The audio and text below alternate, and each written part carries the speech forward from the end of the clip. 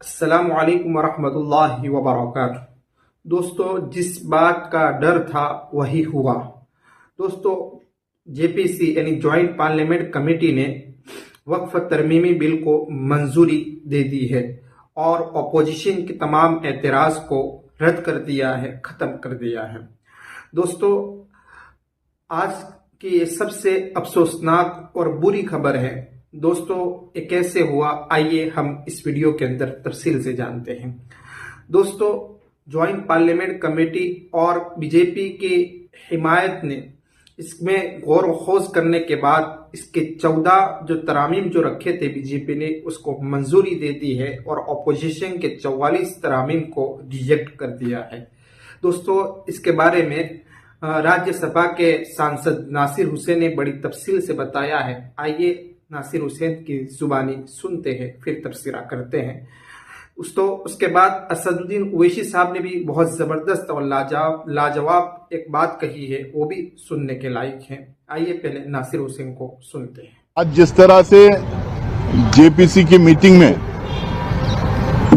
लोकतंत्र के धज्जियां उड़ाए गए, संविधान को बरकरार रखा गया, किया गया, और जिस तरह से जेपीसी के चेयरमैन आज की जो मीटिंग, आज की जो प्रोसीडिंग चला रहे थे, इससे एकदम साफ था कि सरकार को संविधान से कुछ लेना देना नहीं है, जेपीसी से कुछ लेना देना नहीं है, जिसको हम मिनी पार्लियामेंट कहते हैं, पार्लियामेंट्री प्रोसीजर से कुछ लेना देना नहीं है, अपनी मनमानी चलाना है।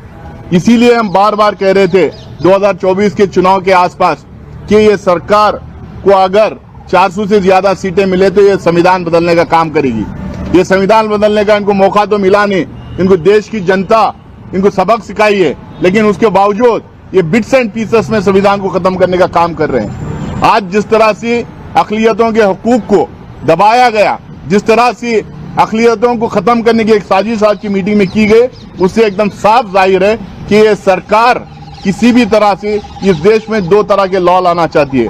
उसमें एक उन लोगों के लिए जो अक्सरियत में है, एक लॉ उनके लिए जो अक़लियतों में जो मेजॉरिटी में है, ये उनके लिए जो माइनॉरिटी में है। इससे एकदम साफ जाहिर हो रहा था जिस तरह से प्रोसीजर्स को बाईपास कर रहे थे।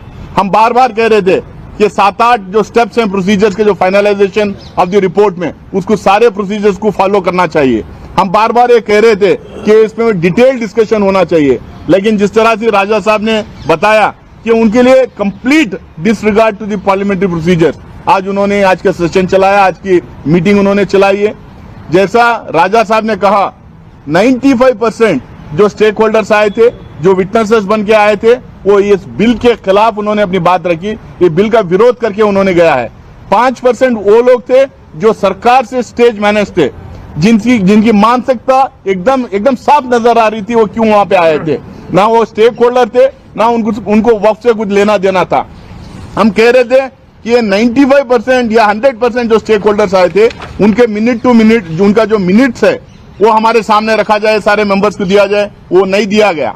जो स्टेक होल्डर्स को हम लोगों ने सवाल जो पूछे थे, उनके जो रिप्लाईज आए थे, उसका हम लोगों ने पूछा कि उसको सारे मेंबर्स को प्रोवाइड करो, लेकिन उसका कोई खुलासा नहीं था। उसने हम लोगों को कोई उसका सर्कुलेशन नहीं किया। हम लोगों ने कहा कि जो मिनिस्ट्री ऑफ माइनॉरिटी अफेयर्स, जो जेपीसी के इतने सारे प्रोसीडिंग्स में जो बैठी हुई थी, उनकी रिपोर्ट की कॉपी हम लोग को दें, ताकि उनसे हम लोग को पता चलेगा कि इसमें ये 34-35 मीटिंग जो चले उसमें उसका निष्कर्ष क्या है करके। वो भी वो दिए नहीं।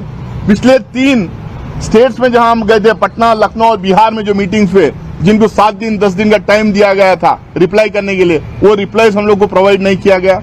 अचानक रात के 11:30 बजे ये कुछ अमेंडमेंट जो प्रपोज किए गए थे, वो अमेंडमेंट को कंसोलिडेट करके हम लोग को भेजते हैं और कहते हैं ये कल क्लॉज टू क्लॉज डिस्कशन है। भाई, जब स्टेक होल्डर्स की डिपोजिशन हो गया, जब विटनेसेस आके चले गए, जब मिनिस्ट्रीज आके डिपोज किए, उसके बाद में जेपीसी के मेंबर्स को आपस में क्लॉज टू क्लॉज डिस्कशन करना चाहिए।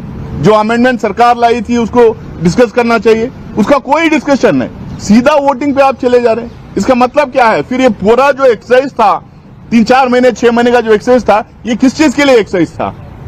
अगर हम क्लॉज टू क्लॉज डिस्कशन नहीं करेंगे, जैसा परसों मैं आपको बता रहा था 3 दिन पहले यहीं पर, हमारे इतने इसमें लॉस हैं जो स्टेट ने एनाक्ट किया है, जितने अलग अलग स्टेट में लैंड को लेके है, लैंड रिफॉर्म्स को लेके, लैंड सीलिंग एक्ट आके हैं, इनाम अबॉलिशन है, जागीरदार अबॉलिशन है, ये कई उसमें लैंड को लेके कई लॉस हैं। और ये लॉस जो है टाइम टू टाइम जो सुप्रीम कोर्ट और हाई कोर्ट के जो जजमेंट्स आए हैं वक्फ को लेके, एंडोमेंट को लेके, लैंड को लेके जो जजमेंट्स आए वो they are conflicting with each other. हम कह रहे हैं कि इसको हम लोग को स्टडी करना चाहिए, हम कह रहे हैं कि पैरिटी होना चाहिए, हम कह रहे हैं एंडोमेंट एक्ट में क्या प्रोविजंस है, वक्फ एक्ट में क्या प्रोविजंस है, उसको कंपेयर करके देखिए। हिंदुस्तान में हर मजहब के जो रिलीजियस सेंटर्स हैं उसको गवर्न करने के लिए, उसको एडमिनिस्टर करने के लिए एक तरह के लॉस अगर हो सकते हैं तो बनाना चाहिए हम लोग को, उसमें हमें कोई प्रॉब्लम नहीं है।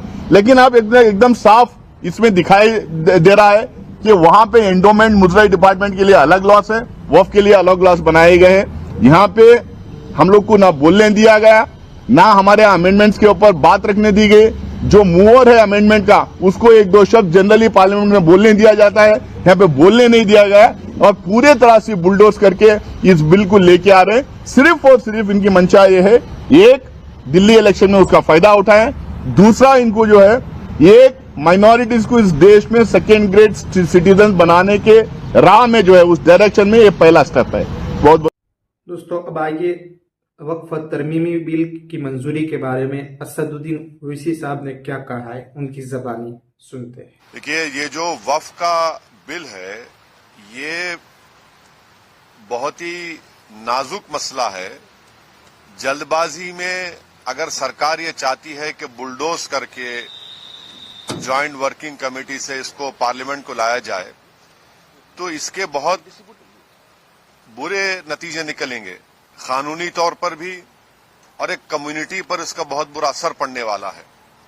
क्योंकि इसमें जो अमेंडमेंट्स प्रपोज किए जा रहे हैं वो वक्फ प्रॉपर्टीज को बचाने के लिए नहीं किए जा रहे हैं, वो वक्फ प्रॉपर्टीज को बर्बाद करने के लिए किए जा रहे हैं। और जैसा कि हमारे अभी फाजिल दोस्त नासिर साहब ने कहा है कि लैंड तो स्टेट लिस्ट में है, लैंड का जो मसला है वो तो स्टेट के तहत होगा, तो इसलिए इस पर जल्दबाजी में इतनी तेजी से जो बीजेपी इस बिल को जेडब्ल्यूसी से खत्म करा के पार्लियामेंट लाना चाह रही है, ये हमको समझ में नहीं आ रहा है। जबकि पार्लियामेंट में रेजोल्यूशन पास होकर मोशन पास हुआ जिसमें पार्लियामेंट ने इस बात की मंजूरी दी कि बजट सेशन के आखिरी दिन तक इस कमेटी को ये मैंडेट मिला कि अपनी रिपोर्ट दे सके। 31 तारीख से पार्लियामेंट शुरू हो रहा है और इस कमेटी के रिपोर्ट को फाइनलाइज करने का हैफेजर्ड तरीके से प्रोसेस। दोस्तों आपने सुना वीडियो के अंदर कि जेपीसी ज्वाइंट पार्लियामेंट कमेटी ने मुश्तरका अफराद से यानी उनसे मुलाकात की और उनकी राय को तरजीह दी और मुसलमानों के जो करोड़ों ईमेल भेजे हुए को रिजेक्ट कर दिया गया, उनके ऊपर कोई तवज्जो नहीं दी। दोस्तों ये पहले दिन से ही मालूम था कि इनकी मिली भगत सरकार है। दोस्तों इस वीडियो के ताल्लुक से आपकी क्या राय है आप कमेंट बॉक्स में ज़रूर लिखिए। वीडियो को ज़्यादा से ज़्यादा शेयर करें ताकि मुसलमानों को पता चले। लाइक करें, सब्सक्राइब ज़रूर करें। मिलते हैं नेक्स्ट वीडियो में, तब तक के लिए अस्सलाम वालेकुम।